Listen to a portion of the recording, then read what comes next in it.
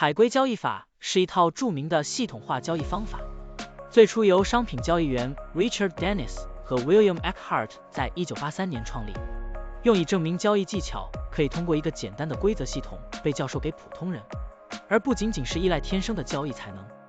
海龟交易系统并不限定于特定的商品或市场，它可以应用于股票、加密货币、期货和外汇等各种市场。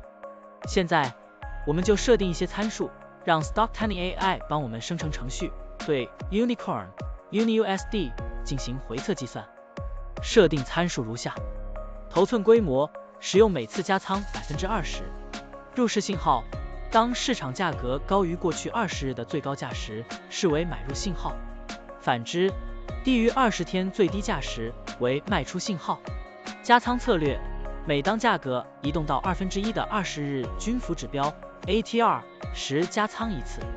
运行时间从2023年1月1日到2024年5月10日。交易手续费设定为 0.10%。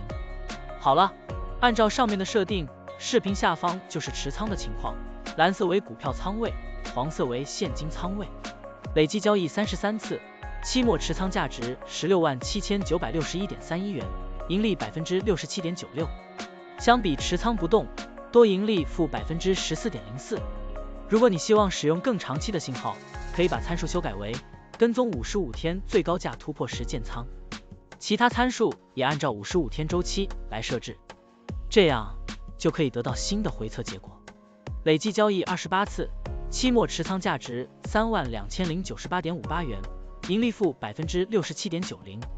相比持仓不动，多盈利负 149.90%。股票的波动特性不一样，盈利效果就不同，参数设定不同，盈利效果也会不同。怎样找到最优的组合呢？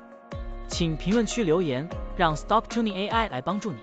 股票调优 AI， 利用 AI 技术赋能您的股票选择与操作。